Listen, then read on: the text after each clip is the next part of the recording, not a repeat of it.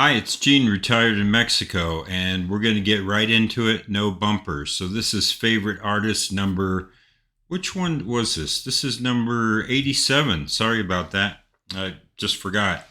Yeah, we're counting down 133 favorite artists because that's where the list stopped. I just started compiling these playlists. So what's the criteria? It's down below, but basically, just how much do I care about the band? Have I seen them live or the artist?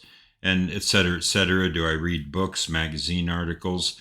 What's my general passion for the artist? And so I have people from all time periods, from before I was born, during my high school and college years, things from the 80s and 90s, and some 21st century music. So I like it all.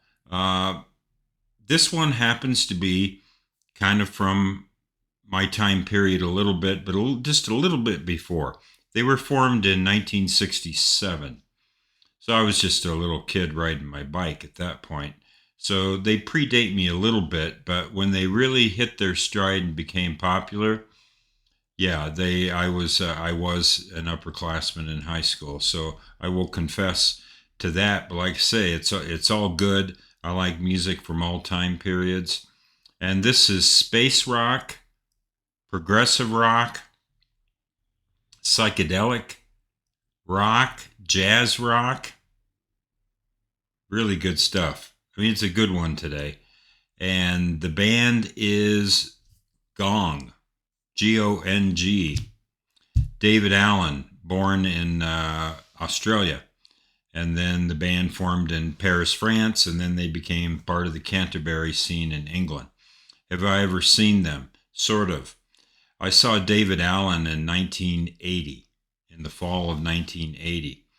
And it was one of the worst shows I've ever seen, in my opinion. Though I've listened to some bootlegs or semi boots of that period, and it's not so bad. I think maybe I was not as familiar with the solo material as I should have been. It was David Allen's Alien Clockwork Band.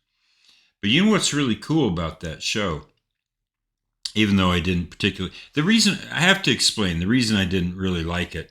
It was instead of being on the stage, it was kind of a be-in, and he kind of wandered through the crowd, and they performed, and the audience kind of danced with the band and mingled, and I don't know, it was just sort of like a love fest be-in thing, and I get maybe I wanted more of a structured show. But what's really cool about it is I was looking at the personnel from that tour, and apparently I saw Bill Laswell.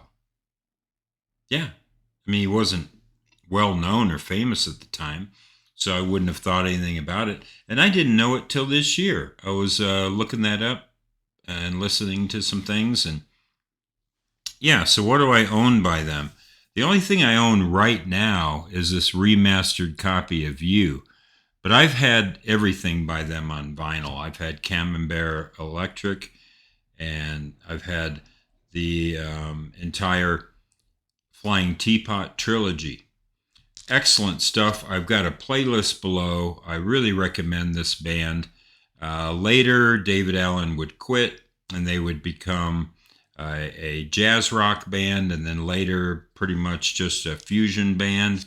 And then David Allen would kind of reform or have his own splinter group. They've got a map on Wikipedia, it's extremely complicated. And he has since passed away, and I believe his partner Gilly Smith has passed away too. So rest in peace, David Allen. But I absolutely love the trilogy, and some of the songs I picked from the trilogy. I'll close with this.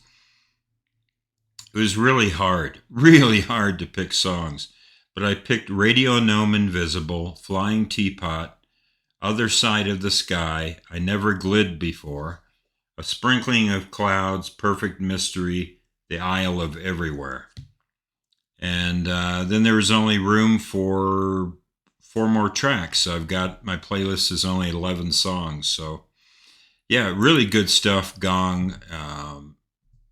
Yeah, and it's a band. I'll say too that I not really sure how to say this on camera, But let's just say that some certain mind altering substances make the music very enjoyable. And now that I don't do that anymore, I still enjoy the band. Maybe some euphoric recall there, but in any case, you can enjoy these guys on or off. But yeah, if you happen to be a person that does a little bit of that legal stuff, yeah, light up. Listen to the first album, Radio Gnome Invisible, Flying Teapot. Excellent, excellent. It'll grow on you. If it's weird at first, just keep up with it. It'll sink in. So that's it. As we say here in Bonita, Mexico, buen dia.